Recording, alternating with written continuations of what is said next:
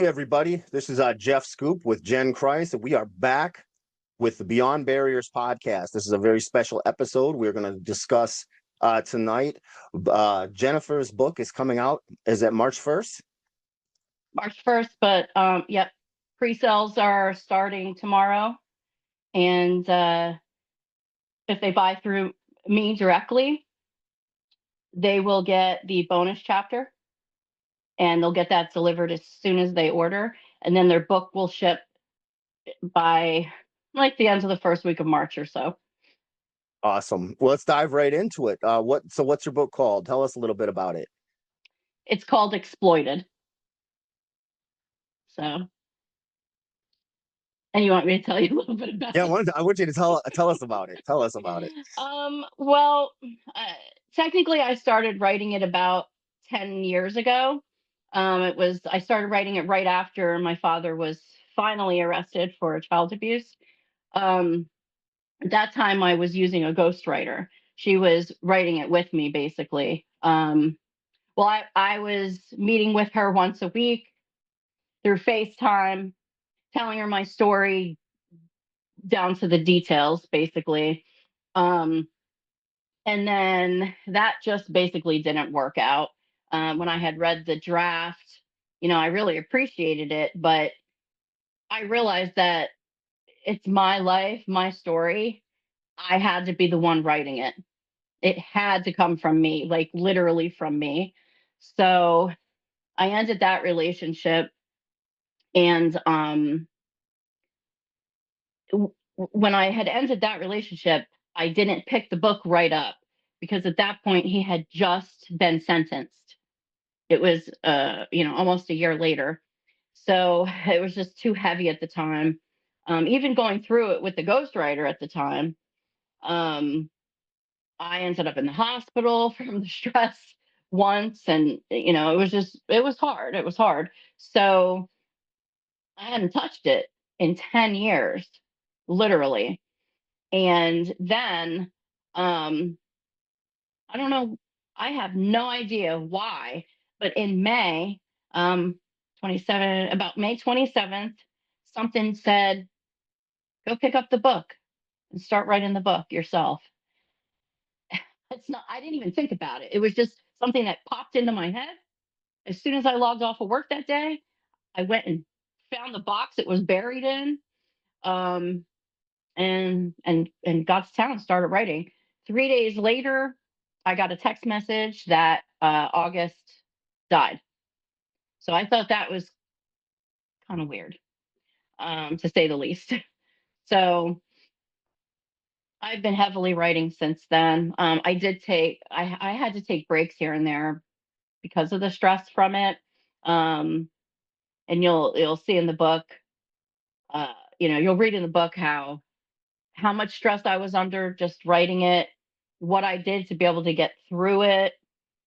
Um, but yeah, it goes into detail, pretty much everything I could remember.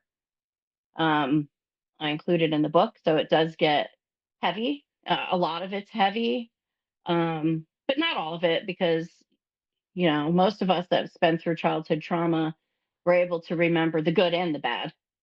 So the good's in there too, and it takes you from literally when I was born through today.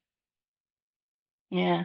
The bonus chapter uh is pretty long. It's about 19 pages, and I wrote several different topics in that bonus chapter, um that really include present day. The book ends off with, you know, since since he died, basically. um but then like present day, and how I felt writing the book, and how writing the book affected this and these parts of my life and that part of my life, that you'll find in the bonus chapter. That's not in the book. To get the bonus chapter, it's free. You would just purchase the book through me, through my website, instead of on Amazon. So that's something that the listeners need to remember to get that extra bonus chapter, those extra 19 pages that comes free, but get it directly through Jen. That's what you want to do. And just for context, I know your story. Some of the listeners know your story, but when we're talking about it, just briefly, or as much as you feel comfortable covering it, just so people that are new that are tuning in, because this is the first episode of 2026, a little bit of background on that, because you're talking about August and you're talking about your story, but I'm thinking for some of the people that are tuning in, they might not know about that. Okay, so August Christ was my father. He's deceased now. He was very, very involved in the white power movement. He basically raised myself and my siblings in the movement. I did leave when I turned 18, and I was able to legally, leave his house. Um, he In the 90s, he had brought us on the Jerry Springer show. That's basically what has been going viral for years now, especially since 2022. It just continues to be re-uploaded and goes viral, and it's been messy. Um, so yeah, we were brought on Jerry Springer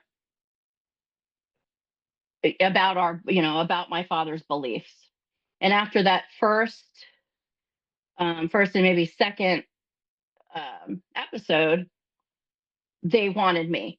So they would call and they wanted me to be on. And it wasn't really just Jerry Springer. It was many other talk shows and documentaries and stuff as well. And that's all in the book. Um, what went on with Jerry Springer, the truth about all of that.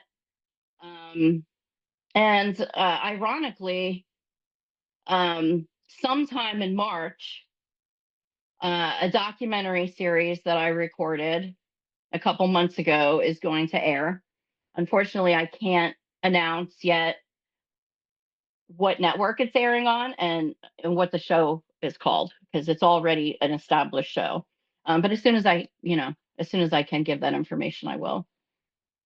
Awesome. Yeah, I think people will be excited to see that, and talk about a little bit about how you were exploited on that talk show, and how I think that's going to be really fascinating for people to read. And I think that's going to be something, people see what goes on those TV shows, but they don't realize the pain and the stuff that goes on behind the scenes. And Yeah. and I know from you and your experience, and you had mentioned like how these clips are going viral since 2020, 2022, so around that time, and they keep coming back up. And I'm not going to ask you like to repeat some of the terrible things that are being said, because I've seen them too, and we don't want to mention that. But I think it's important to address the elephant in the room, so to speak, on that. Like, you were a child when you were going on these shows. I remember, because I remember seeing you back in on those shows in the day.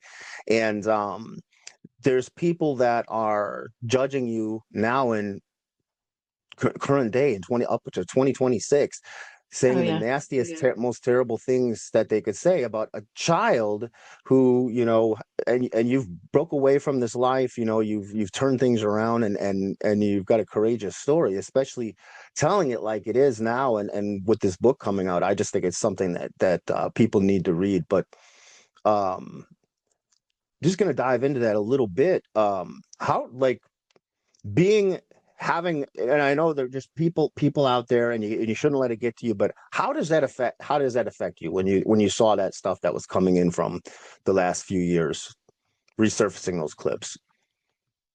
Wow, it's greatly affected me because it follows me.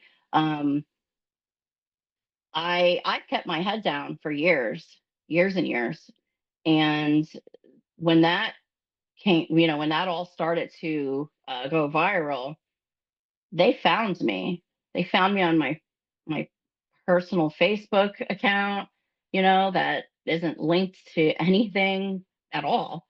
And they were taking pictures from there, and you know they were, one thing that really just gets me and irritates me is being called the like a leader for MAGA, and as you know, Jeff, that is the farthest thing from the truth. But people just make assumptions. Um, and I mentioned in the book, and I talk about all of this in the book, how it's made me feel and what it's done to me, and everything like that. Um, but they just, like I said, they make assumptions. Uh, the These people are, saying horrible things, telling me to go myself, and then saying things about my children. And it's one thing to say something about me when you bring somebody's children up that have nothing to do with that. They didn't even know about it for the longest time, you know, um, who their technical grandfather is or anything. They didn't have, I used to tell them he was dead. So, but um, yeah, it's affected me greatly, right down to jobs. I for my last two jobs, positions were online, and I had to be on camera for the training, and I was recognized. So it was awful. It was awful. And then, you have these people, a whole group of people screaming that I don't care if she was a kid, she should have just said no. It's like, well, okay, how about you read the book? It's all in there. What happened when I said no? What happened when I tried to, fight against going back on TV? So, Heavy stuff. It is heavy stuff, and you're right. No one should ever target anybody's children for something, sins of the parents, or anything like that. And in your case, I feel like you didn't have a choice. And for anybody to assume like a child is going to be able to stand up to their parents, I mean, that's a hard thing to do, in any circumstances. And people need to have a little bit more understanding and compassion, and listen. And if you're curious, read the book, get the book, and see both sides of the story, because it's not life is not so simple as a lot of people would like to think it is, and go, oh well, you could have done this, you could have done that. Oh, put yourself in someone else's shoes and walk that path, and see how easy it is to say that, right? yeah, exactly. Especially while, I was simultaneously being abused. So, besides the ideology, which I also think, borders abuse. So, do it with a 6'2" man, you know. Exactly. Oh, so Well, I think it's incredibly courageous that you wrote this book. And you said, now I remember this, but you said, was it May of this last year that you started writing again? It was May of 2025, yeah? May of Or was it 2025 just 25? passed. Yes, it wasn't 2026. We're not there yet, Jeff. Wait, what now? We're not in 26 yet? We're not in May of 2026 No, yet. no, no. I know that. I meant 2025. No, what Yeah. I'm saying is you got that book done in less than a year. Like 6 months, 7 months. I mean, that's incredible. I remember when you said you were writing it, I thought, oh well, it'll be a couple years before this is done, because that's how long it took me I years to finish mine. You got it fast. I I have had the opportunity to be able to write full time since July. So that's what I did. And I mean, it was just, when you didn't hear from me for how many months, really? You know what I Right. mean? I literally isolated as much as I could. And yeah, it was hours per day into the wee hours of the night. I think I texted you when I was done or something like that. And it was like 3 o'clock in the morning. Yeah. I was like, I'm There's no way. There is no way. So it's amazing to see it come out like that. And were the kids okay for those several months you were barricaded? Yeah, they have their dad. It's There okay. we go. Had to ask. Yeah, they're fine. Very Awesome. supportive, so that's good. Everyone's, supportive here. I'm like, I would tell my husband, you got to cook. It's just flowing out of me. I got to keep going, because I know me, and if I stop, it's going to be like stopping for a couple months. You know what I mean? Right. So, It's hard to get back in that groove of things when you, especially if you walk away from it for a while, then it's really hard. It seems like to mm. get back into that writer's flow or whatever you Oh want to yeah, call it. yeah, absolutely, absolutely. Because I did have that for like a month or so. Um, like a couple weeks after he passed away, or maybe a week or so, like about a week after he passed away, it kind of all hit me. And I did take a break for a couple weeks then. So, and then I couldn't force myself, it was hard to even focus to write it. But then there was that, I hate to call it this, but like that sweet spot where it's like, I'm feeling all these emotions because he died, and I'm feeling the emotions, but I can't name them because it wasn't sadness. It wasn't anger. Like I don't even know what it was really. Um, but at first, like when it finally hit me, it was too much to even focus to be able to write anything. But then I grabbed that spot after where it started to kind of settle a little bit, but I still had those emotions to draw from to be able to write, and it's raw and ready, So So is that how you would describe the book? Is it because I remember that period of time and I'm thinking that has got to be the most difficult time to put those emotions to pen to paper. And then when you were ready for it, then you just like dove into it. So you did some processing there and all that. So I'm excited to read it. I think it's going to be. I think raw is probably a good term for it. What would you describe it? definitely, definitely raw, um, and raw and authentic and real and um, messy, messy sometimes. Um, and I had a friend of mine read the first couple. No, she read the bonus chapter. I sent her the other day to read it, and I said, just to let you know, I have my own style of writing, and it's not like we were made. The writing isn't like we were forced to write in college, in that form. And she started reading it, and she's like, "Yeah, it's kind of like text messages." I'm like, "Yeah, you're right. It is kind of like I do kind of write like that, And like I told you the other day, I I realized that right off the bat. And I'm like, well, should I write like to societal standards? Like, so like when my old English teacher's reading my book, she's gonna be okay with it, or do I just be me? And I'm like, you know what? I'm gonna just be me because I haven't been able to be just me ever. So And that is what's going to make it powerful right there, because I think if you wrote it like in this professional standard way, you'd lose that emotion, you'd lose that authenticity. It wouldn't be in your voice anymore, just like you said with the ghostwriter idea. I mean, I kind of thought the same thing originally. When starting my book, I was going to have a friend of mine help put originally the first draft of it together, and I thought this is really good, but it's not my voice. It's a little different. It's not me. So I end up rewriting the whole thing too. So yeah, I know the it process it exactly. has to come from the soul, Yeah. or it's an imposter, really. Yeah. So not knocking anybody, that does use ghostwriters, but for something Right. like like your book and like my book, it really has to come from us. I think So, so. Yeah. and it was And even if hard. it's like not proper, even if it's not yeah, proper. you know what, it's like this isn't,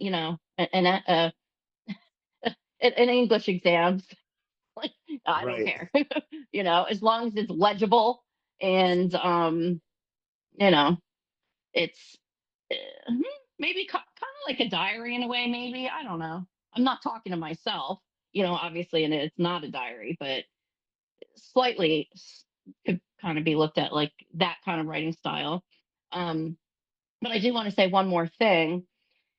And I go into this in the book as well. I entered intensive outpatient therapy, as you know, um, a couple months after August passed away, and that's when I took another slight break from writing, because I don't know if anyone's ever had, and I'll say opportunity because it saved my life, and I can't say enough good things about this program I'm in.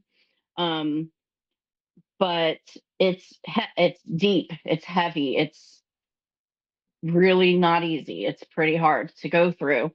Um, I wouldn't have been able to write this book without being in that program simultaneously. There's no way. So So that's awesome. So if anybody else is out there going through these kind of struggles or any kind of similar struggles, that's something that you would recommend to thousand what do you call percent. what do you call it? Is it inpatient or No, outpatient. Maybe I say inpatient? It's not. I think I no, it was a day program or something, I think, wasn't Okay, it? yeah, it's Okay. intensive outpatient. It, IOP for short. And like when I first started it, I was going 5 days a week, 3 hours a day. So I had, my point is I had that really good professional support, as I went through this book. So, but even if you're not writing a book, yeah, if you've had childhood trauma that you haven't processed, and it will come out and rear its ugly head in other ways in your life, look for a program like that, locally to you. Insurance covers it. So, if you have insurance. Very good. Um, so would you be open to read a chapter for the audience? Share a little teaser of the book? Yep, I can do that. Only if you do yours as well. Okay, I'll do mine as well. If you want to, would you like me to go first, or would you like to go first? I'll go first, and then you can talk about your book because I'm interested in hearing what you have to say as well. Okay, so what did you say? You want to go first, Yeah, I'll or go you want first. me? Okay, I'll you go go first. first. Yeah, All get it right. out of the way because I'm nervous. Okay. So, chapter 1, The Ground I Stand On. There are stories people tell they want to be liked.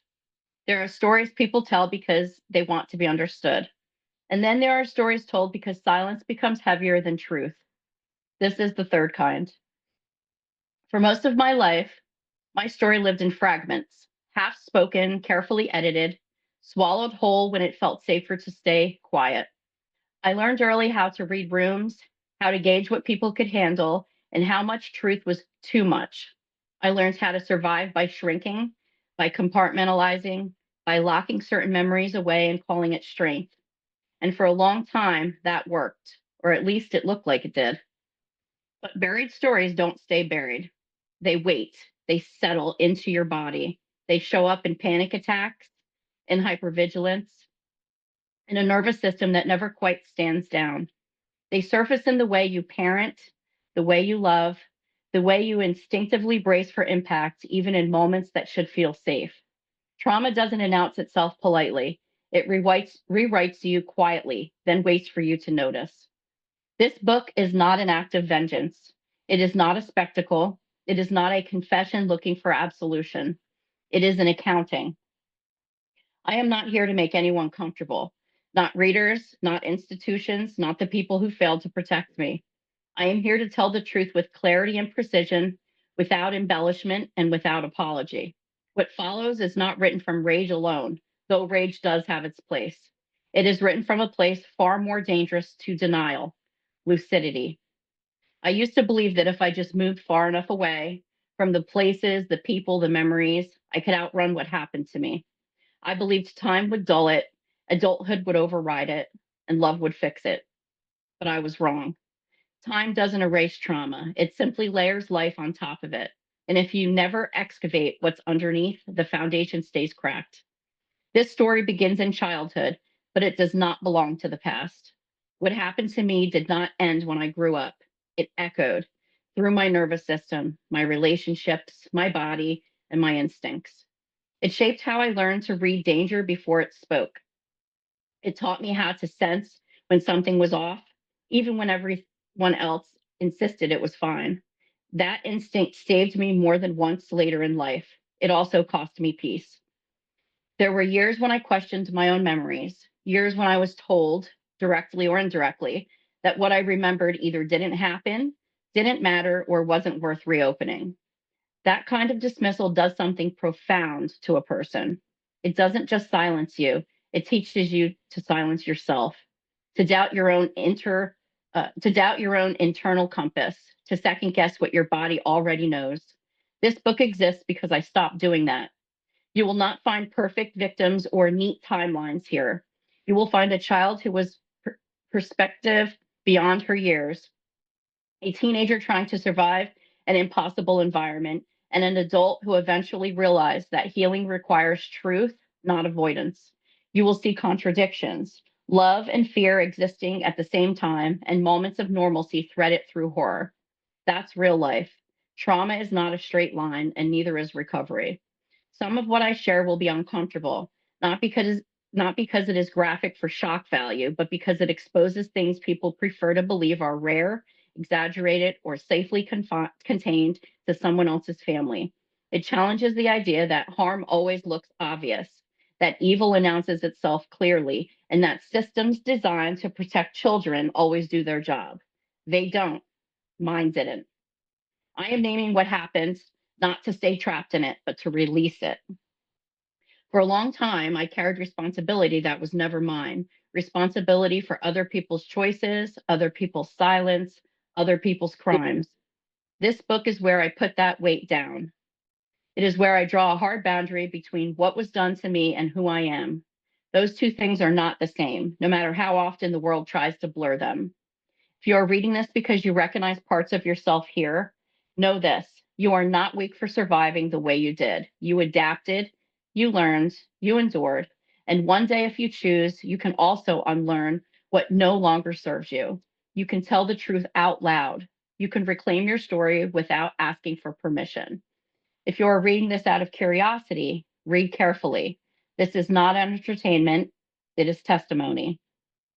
And if you are reading this and you were one of the officials who received a report, who had a badge, a title, or a mandate to protect children and chose not to act, understand this: silence does not equal innocence. Looking away does not erase the consequences. Time does not absolve harm. I am not here to negotiate that reality. I am here because the story deserves to be told in full, without distortion. Chapter 2 is where my life begins on the page. This chapter is where I tell why I'm finally letting it. I am done protecting the truth and I'm done protecting the truth and joining the revolution. The revolution where survivors stop carrying shame that was never theirs, where secrecy is no longer confused with resilience, where systems that failed children are no longer shielded by time, titles, reputation, or money. For generations, survivors were expected to swallow it, to be quiet, to move on, to carry what was done to them without disturbing anyone else's comfort. Silence was called strength, endurance was mistaken for healing, and the people who caused the damage kept their reputations intact while the wounded were told to behave. That era is finally cracking. Across this country and across the world, people are now refusing to keep evil tucked away in polite corners. Abuse is being dragged into the light. Systems that protect predators are being questioned. The expectation that survivors should quietly absorb harm is collapsing in courtrooms, in headlines, and in living rooms across this country, and it's never going to go back to what it was. Some things deserve to be held up to the glass, examined, named, exposed. The power shifts here. Beautiful, beautiful, absolutely incredible. Thank you so much for sharing that. You're welcome. Now, the world has to read this book. This is heavy. It's really heavy, but powerful. And the fact that you're advocating for other victims and people that have went through this kind of stuff, I think is so incredibly important because, as you know, there's as you struggled through these things, for years and years. There's countless other people that have went through that sort of thing, and I feel like books like yours are going to give people hope. They're going to give people the courage to step forward and say something, because um, you were silenced for a long time. And what you did was extremely courageous and extremely brave, and that's gonna be a light for others. I hope so, even if it just helps one person. But yeah, it's disgusting what what goes on and what happens to victims. Um, I know what it feels like. I reported it in '96, and they literally buried it, didn't even investigate it. And now apparently um, the documents are nowhere to be found. So uh, yeah, that's the current situation. So Unbelievable. And that is something, and we've talked about this before, but that is something that I feel like is more, it's sort of like adding insult to injury. Not sort yep. of, it is adding insult to injury. It's like you went through all this terrible stuff, and then to have it yanked out from under you, and them not believe you at first. The first time you reported this stuff. I mean, to me, that is the tragedy of this of the Um, whole story. I honestly don't. My mind doesn't go to they didn't believe me. My mind goes to they didn't care. Even worse. I Even don't think it worse. was. I don't think. I honestly don't think it was. Yeah. I honestly don't think it was that they just didn't believe me. They didn't care. That's even worse. It even makes it more incredible that you found the strength to keep pushing forward, and that you went through and didn't give up as well. I think Yeah. a lot of people would have given up. They didn't, or they don't have that strength. I mean, we all have that strength in us, but they don't know how to tap into it, and you did. So that's pretty incredible. Yeah. Yeah. Thank you. Um. Yeah. They did a lot of harm. I wasn't molested, after that anyway, because I had gotten away from them. But because they did nothing, I have three other sisters who were for 19 more years. Yeah. And now the paperwork's all just missing. Unbelievable. That's all in the book. I included everything. So now you can see how heavy it's been. And thank God It is I heavy. was It in is I was heavy. in Oof. intensive therapy while I'm doing it, Oh, because I don't know if I'd be quite honestly, I don't know if I'd be sitting here talking right now. You know. So you're a testament to strength and truth and courage and all those things. You really are. thanks, Jeff. Thank you. Now your book. Okay, now we're moving on. Okay, I see. What do you want to know about it? How long did it take you to write it? Took you a while, Gosh, right?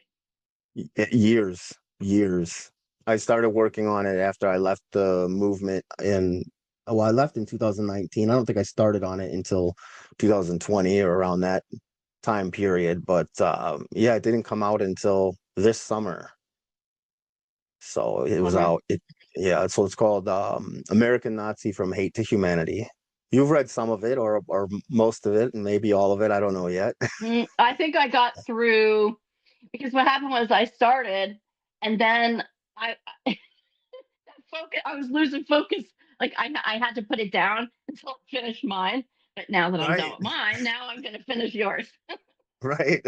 But it was so far blows me away. Like you did so good at cinematic writing. I'm not so sure.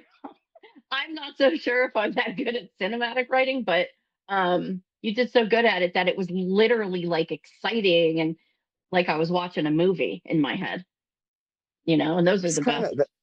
Thank you. No, I'll go ahead. No, I was going to say, and those are the best books. It's not boring by any, and I can't believe you're alive. Yeah, me either. Me either. I started putting that together and going through some of it. I was like, man, I remember saying to the people around me and stuff like, if I didn't live this, if I hadn't lived through this stuff, I don't even know if I would believe me. You know, what if people don't believe this? Because this was the life. This was, and there's stuff that's not even included in there. This was just there's certain things you can share. I change Yeah. names or just use first names in some cases, or change some many first names just for people's privacy and things like Yeah. that. But I figured I'd tell it like it was. I mean, that was the advice I had, from the get-go, from the start, was just be honest, be authentic, tell it like it was. And, if you know, people don't like it, so be it. Well, I can attest that, as crazy as it sounds when you guys read his book, it's true. Like, that is the life. That's what the life was, being involved in that. I mean, I've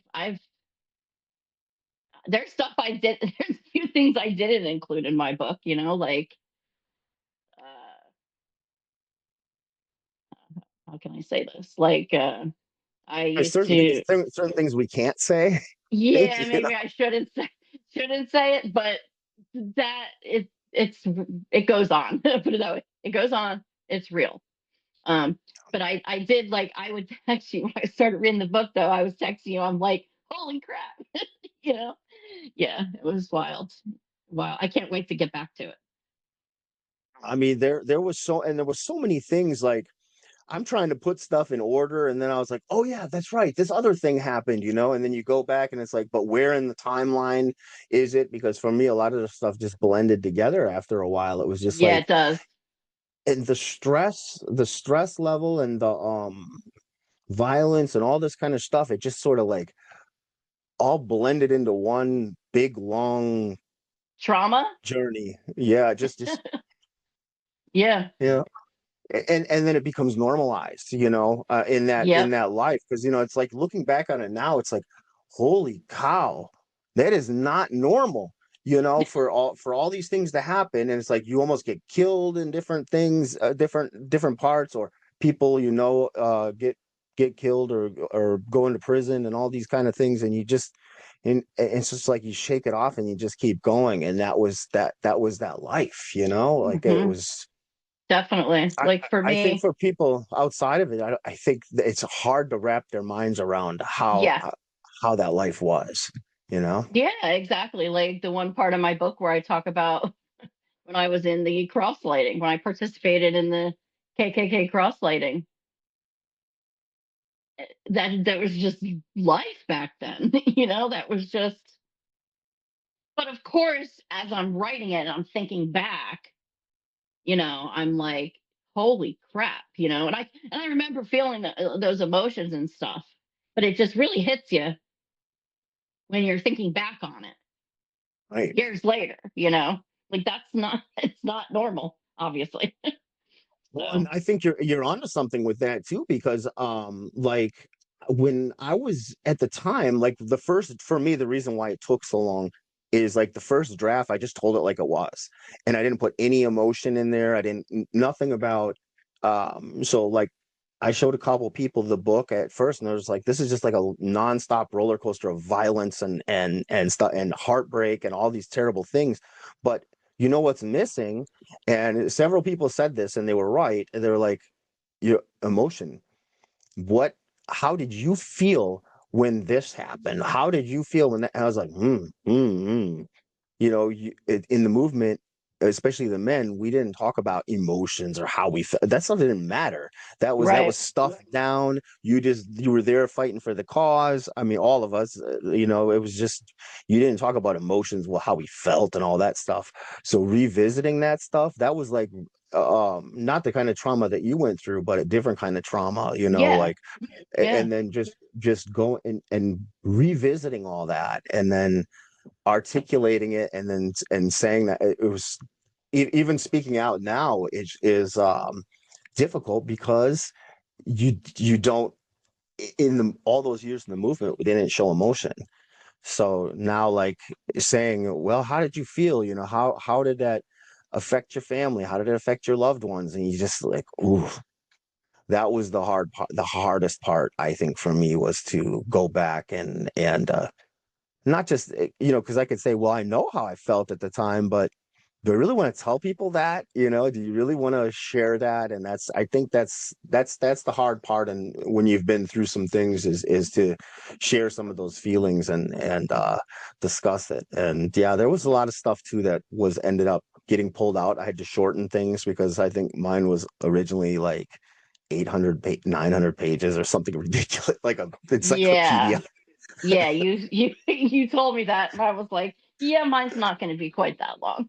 I think mine's around. I haven't done a final count yet, but it's going to be between 350 pages. So I think it's decent for a memoir, from what That's I've good. Yeah. researched. So That's the spot where they want you to hit. When it comes up longer than that, you better be Stephen King or somebody like that if you're yeah, gonna. right, right. But yeah, So do you want to read us the chapter? okay, I can do that. I'm gonna read it off my phone so everybody can bear with me for just a second. This is gonna be the opening chapter. It's a flash forward. It's called Flash Forward Betrayal. The shadowy world of neo-Nazism operates in the margins, hidden from mainstream view. Its influence seeps through the cracks of public consciousness, festering just below the surface, waiting, hoping for the downfall of American democracy.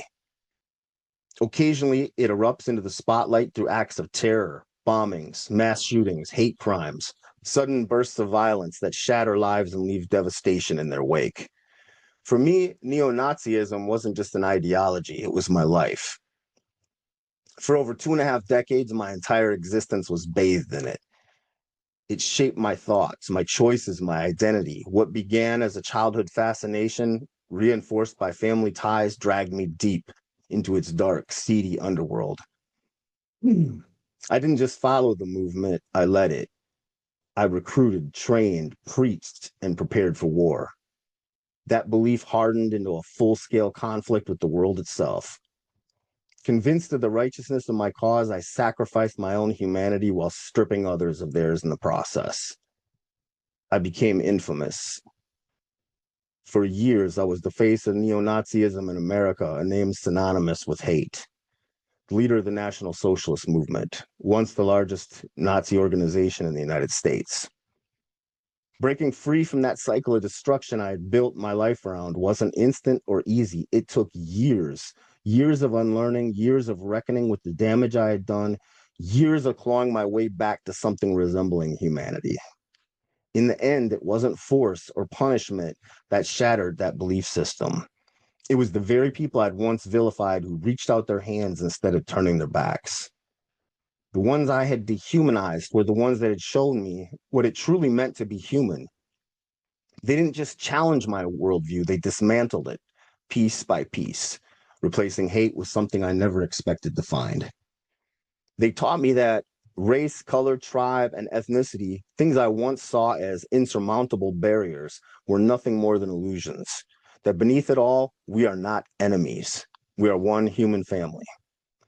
Today, I work alongside the Simon Wiesenthal Center on an international human rights organization to educate youth across the country about the dangers of extremism, how to recognize it, to resist it, and to avoid the paths that lead to violence and division. I often wonder how different my life might have been if someone had offered me that same guidance when I was young, if someone had shown me another way before hate took hold, before the damage was done. I can't rewrite the past, but I can help ensure others never follow the same destructive path I once did. The neo-Nazi movement thrived on paranoia. It wasn't just an undercurrent, it was the lifeblood. Every conversation was measured, every action scrutinized, a misplaced word, an intrusive question, even a moment's hesitation could plant that seed of suspicion. Betrayal could come from anywhere. Trust was a rare, fragile commodity, never given freely, only earned over time. Accusations were constant. Some were baseless, driven by fear, ego, or the desperate need to prove loyalty. Others disturbingly turned out to be true. Over the years, we uncovered more informants than I cared to admit. However, the real danger wasn't just infiltration. It was the way paranoia devoured us from within. I saw men's reputations destroyed, their lives upended over nothing. Innocent people falsely accused, cast out, or worse. Once suspicion took hold, it spread like wildfire, indiscriminate, relentless, impossible to contain. As the leader of the NSM, I demanded proof before condemning anyone as a rat or an informant. But in a world where survival hinged on loyalty, even a whisper of doubt could be a death sentence.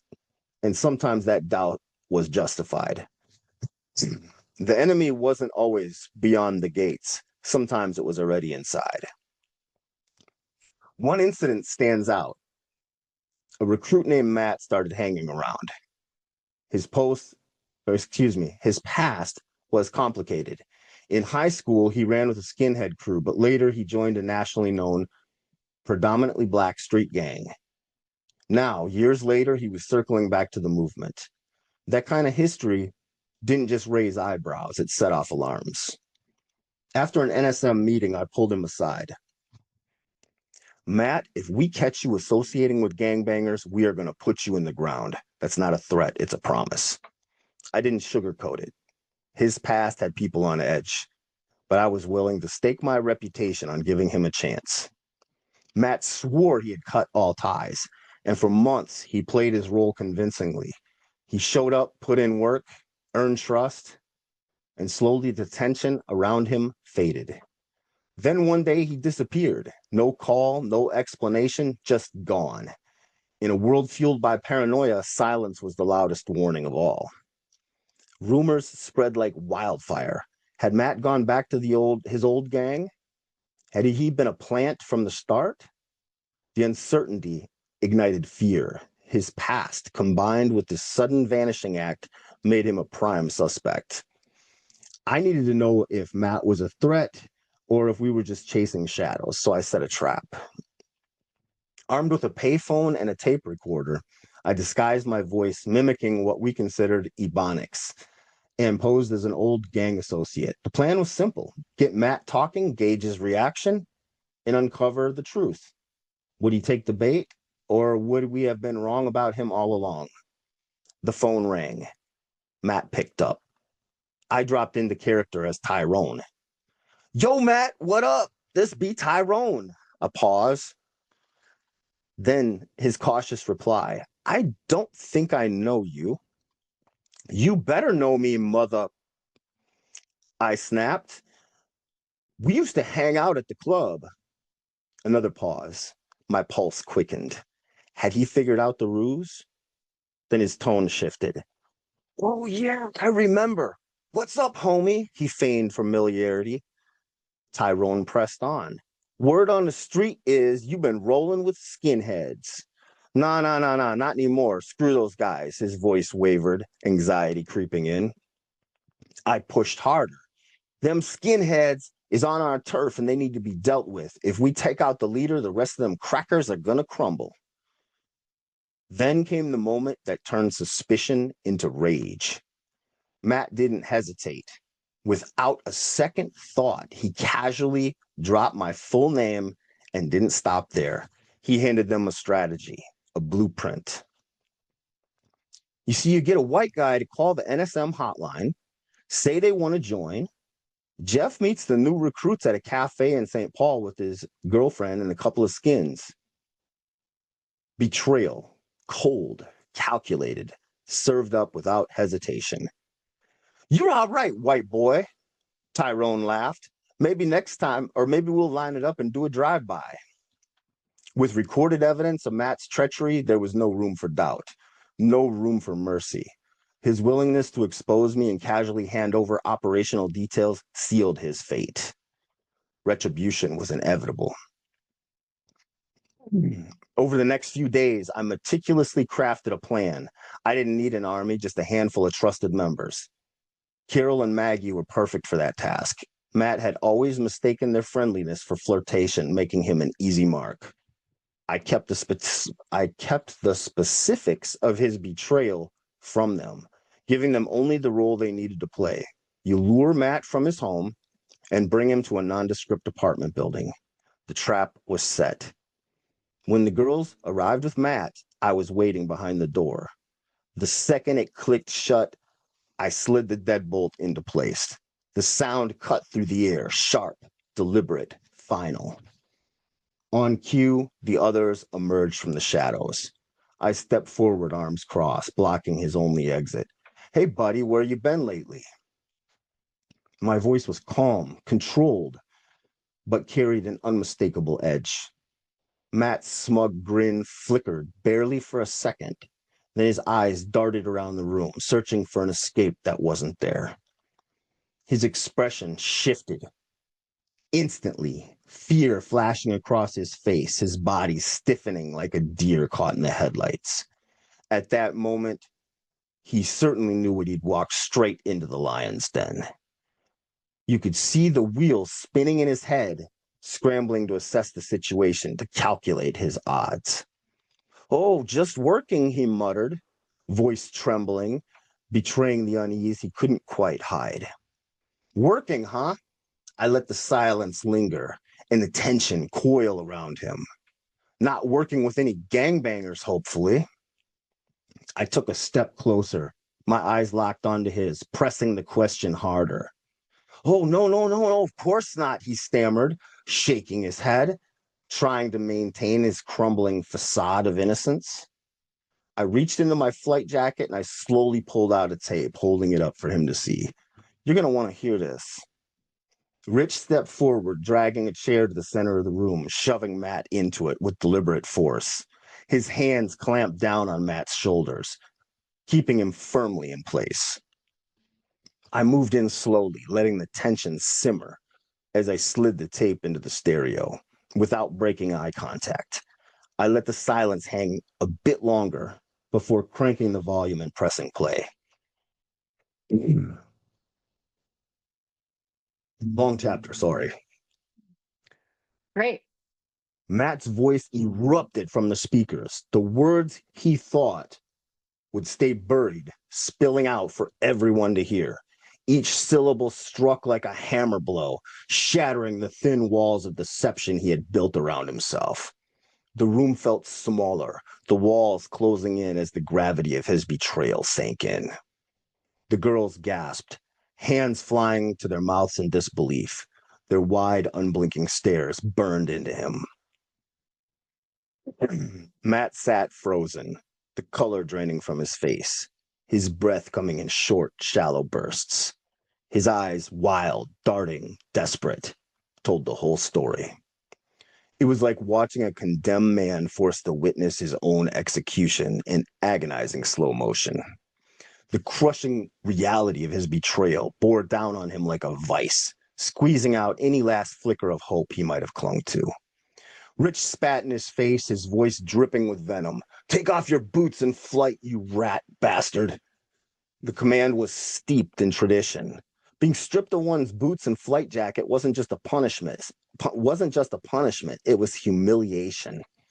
A ritual reserved for enemies and traitors, meant to strip them of their identity and dignity. To lose them was the ultimate disgrace. Some of our crew wore flight jackets taken from sharps or other defeated enemies, trophies of conquest. Matt knew exactly what this meant. Without a word, he slumped forward, his hands moving sluggishly as he pulled off his boots and jacket. He handed them over, head bowed, shoulders caving inward like a man already broken. Whatever shred of honor he had left was snuffed out in that moment. Then, without warning, Rich's fist shot out. The impact was brutal, bone meeting bone with a sickening crack. Matt's head snapped back, his body whipping sideways as the chair beneath him flipped, sending him crashing to the floor. What followed was pure chaos, a violent eruption of pent-up rage. Boots and fists hammered down on Matt as the crew unleashed their fury. He didn't stand a chance. The first blows sent him sprawling, his body curling inward on instinct. But there was no defense against the relentless onslaught. Every hit landed with bone-crushing force, each one fueled by betrayal. The women recoiled. Carol gasped, hands clamped over their mouths. Maggie turned away, shielding her eyes, unable to stomach the savagery unfolding before them. Matt had made his choice, and now he was paying for it. Rich, excuse me, Rich grabbed Matt by the throat, yanking him to his knees. His voice was low, guttural. This rat bled all over my new flight. His grip tightened, rage twisting in his face. Matt's rodent instincts kicked in. With a desperate wrench, he broke free, scurrying into the kitchen like a cornered rat, his eyes darting wildly, searching for an escape. Then, in a blur of panic, he grabbed a butcher knife, waving it erratically before bolting through the apartment door. A thick trail of blood stretched down the hallway like the path of a gut-shot buck, leading all the way outside. The commotion stirred the neighbors. Doors cracked open, cautious faces were peeking out. We hesitated, giving Matt a head start to avoid drawing even more attention. By the time we stepped outside, flashing red and blue lights greeted us. The cops were waiting with guns drawn. Get on the ground and put your hands behind your back, an officer barked, his pistol locked squarely on my chest. Fueled by bravado and adrenaline, I smirked and lifted my beer. Yeah, I'll hit the deck after I finish this.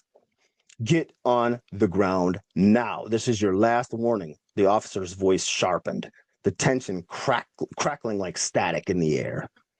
With a slow, deliberate motion, I started to comply, while still insolently sipping that beer. Drop the can, I grinned. And risk a littering fine? Not a chance. That was it. A cop stormed forward, ripped the beer from my hand, and tossed it aside before ratcheting the cuffs on extra tight. I smirked, shaking my head. Wasting a perfectly good beer, that's alcohol abuse. A couple of the guys chuckled, but the cops, they weren't amused. Carol and I were shoved into the back of a squad car together. She was falling apart. Tears were streaming down her face, hands trembling uncontrollably. She started staring. She stared blankly ahead, her breathing shallow and uneven, as if she was trying to process the nightmare she just lived through. Guilt hit me like a ton of bricks. This was my fault. She never should have been dragged into this mess. Carol, don't worry, I whispered gently, trying to reassure her. No one's going to talk to the cops. You're going to be home soon. She nodded weakly, swallowing hard, but her entire body was tense.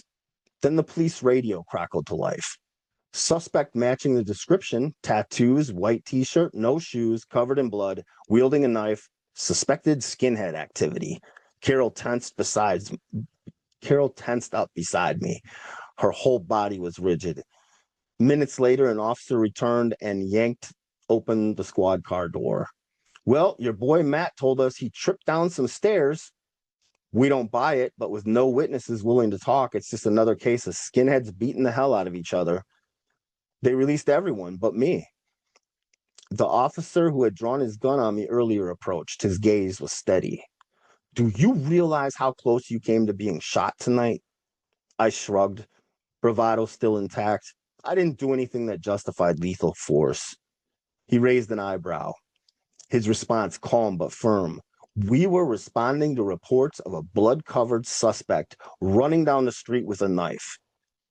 If even for 1 second I believed my life or anyone else's was in danger, I'd have been legally justified in shooting you. His eyes locked onto mine, unflinching.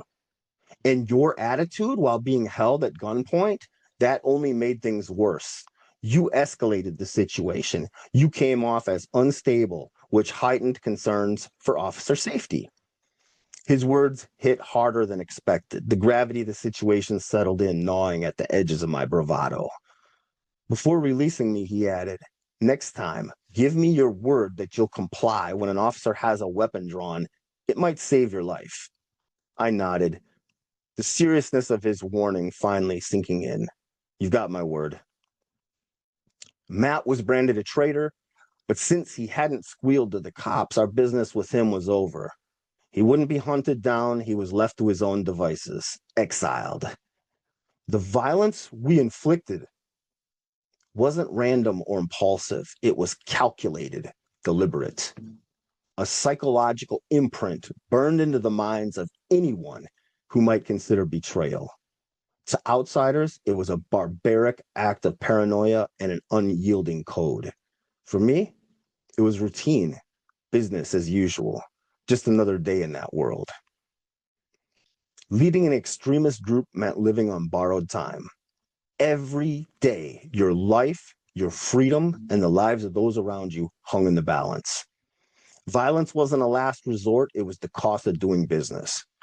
A dark, ominous shadow that followed you everywhere, never out of reach. So, how did I go from living in that darkness to standing alongside those I once sought to alienate? How did I transform from harboring hatred rooted in race and religion to working with human rights organizations, helping others avoid the path that I once walked? This is my story. That was so good. Thank you. Woo! That was. It was I a wanted to. little I long, wanted to close my eyes while you were reading it. You know what I mean? To envision it better. right? That's why I like audiobooks. You know. Which, by And the the way, is that audiobooks, out yet? it's coming. It's not out yet. You have it, but it's not officially out yet. And I got to say this too: the foreword, right before that, is done by Daryl Davis. So that's pretty cool too. So Oh, he's done I the love audio as him. well. I Yeah, love him. He's awesome. I got to and reply to him. he's got that James Earl Jones type voice going on there too. So a lot, Yeah. he's going to be Yeah. great for that. For that. Yeah. That's going to be awesome. Awesome. Yeah. That So I mean that your book is. You guys got to pick up his book. It's fire. Where did that come from? My teenagers. It's fire. But that's a peek. I mean, that's a peek into the life, like I mean, Yeah. oh, It was definitely not boring. and the thing is that kind of stuff was happening all the time, especially in some of the early years. It was really crazy. Yeah. In the 90s. The Yeah. 90s were wild. Oh yeah. Wild. Yeah. Really wild. All kinds of crazy stuff. Hmm. Yep. So, so where can they pick your book up? So I have it on jeffscoop.com, but it's also available on Amazon and from Wilkinson Publishing, and a lot of times bookstores and other places. It's available all over the place. If they get it direct from my website, I do signed and personalized editions there, but it's probably a little cheaper somewhere else because I It's gotta in the it's do the in the postage. stores. It's in the stores. It should be in some stores. Yeah. Yeah. Oh, nice. That's awesome. Yeah. Yeah. Mine won't be. So, Jeff, you went through a publisher, obviously, Yeah. right? Okay. Hmm. Yeah, I'm self-publishing because I didn't want to wait, you know, Right. because you had told me it takes, even after it's written, it takes a year or two, right? For them to whatever go through the process.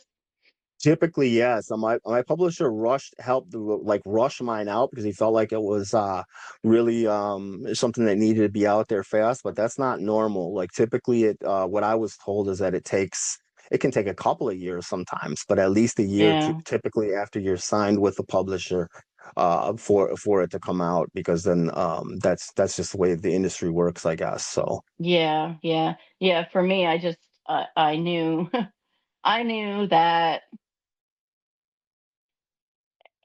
if I don't get it out there, I'm gonna chicken out.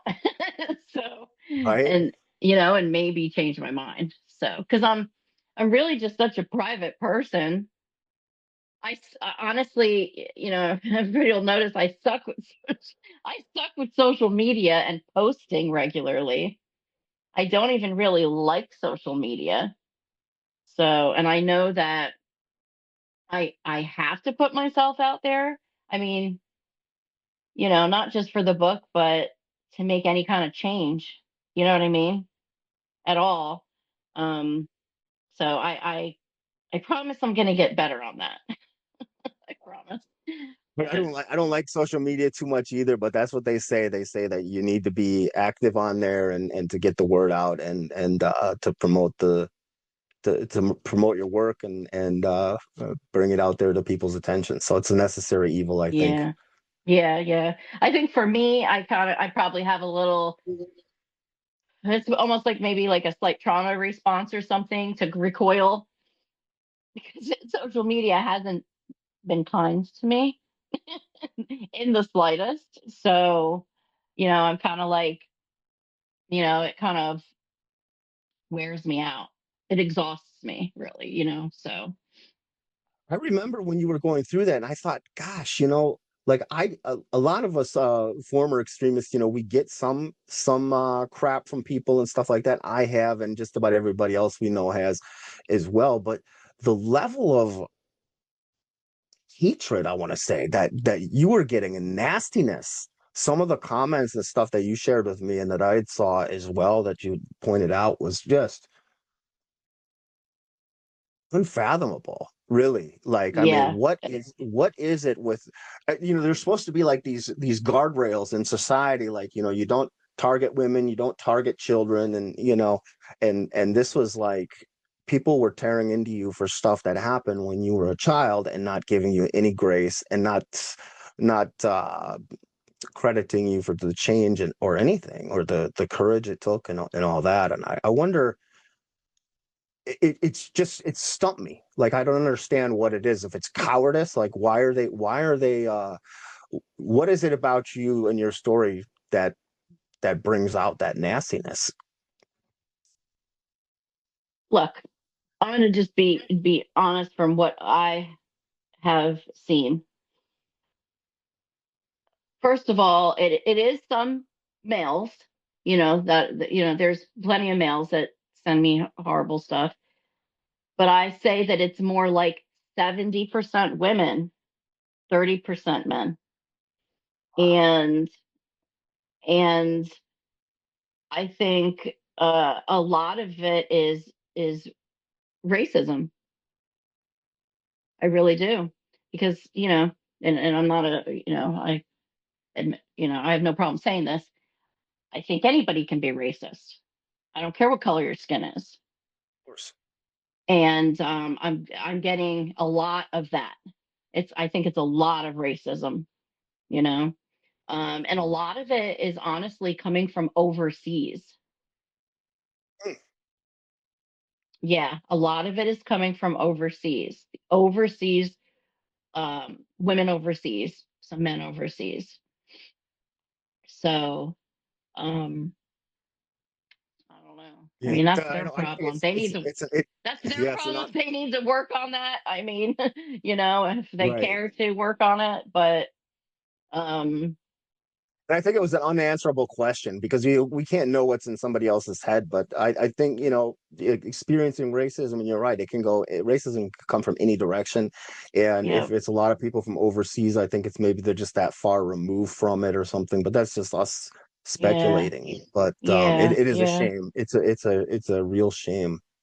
I'm just looking at where we're at on time for the episode, and I think if there's anything else that you want to say about the book or anything else, we should close it out or wrap it up. What else would you like to say about your book? And people better go out and get it. But anything else you want? Anything else you want to say?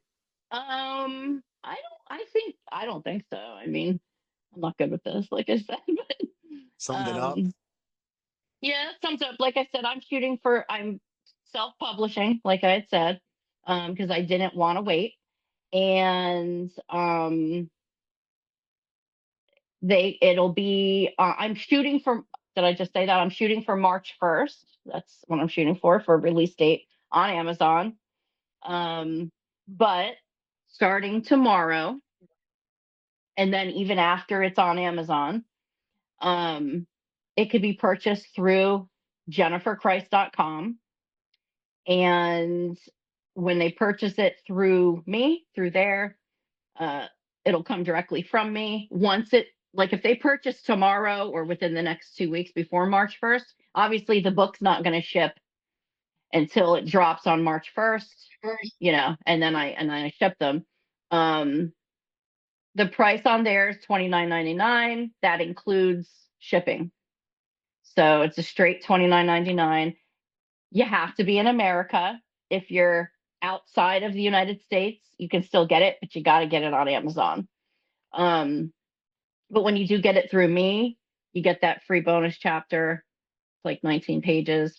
And I also signed the book as well. Awesome. So it's jenniferkreis.com. Yep, Jennifer Kreis, JenniferKreis.com. You'll get the bonus chapter as soon as you purchase instantly. The PDF gets emailed to you, and then you'll get the book as soon as it drops on Amazon. Awesome. All right, everybody, you know where to get it. Then I highly encourage you to get it directly from jenniferkreis.com, because you're going to get that bonus chapter with 19 extra pages, which is a hard-hitting chapter, and you're definitely going to want to check that out. So, awesome. Yeah, I'm glad I won't have to read that for the audiobook, because I can't read it without crying hysterically. So that works out. Wow. Yeah. Honestly, I even reading it to myself with nobody around. Yep. It's a hard one. Yeah. It's a hard So one. that's not Yeah. coming on the audiobook, folks. So definitely you're gonna want to get it, order it now. You can get it immediately. The bonus chapter, and then the book will come March. Will start ship after March 1st. That is definitely something you want to get. Awesome. Well, thanks for coming back on and co-hosting the show again, and talking about your book and everything that you got going on. So what's next? Anything next? Any big you got that show coming out, and we'll be promoting that across social media when we're able to. Yeah, when we're able to. It's supposed to be sometime in March. What I can say about it is about the exploitation of the Jerry Springer show on their guests over the years. So That is going to be something people are going to want to tune into big time. And I got a surprise announcement as well. I haven't even told you this yet, but I'm going to be in a film that's coming out. It will be released and I can't say much about it yet either. Same type of thing, but this one's coming out in April, I believe. It's set to come out in April this year. So then we'll have more on that when it comes as so well. So there's a lot going on in yeah, 2026. we both got a lot of stuff going on. So we want to Awesome. thank everybody that tuned in to Beyond Barriers podcast again. I know it's been a little bit of a hiatus. We haven't been doing these as regularly, but we're going to try to bring you shows as we can between our busy lives and everything else that we're doing. But thanks again for tuning in, and thanks for reading the chapter, Jen, and we'll say good afternoon or good evening to everybody, and until next time.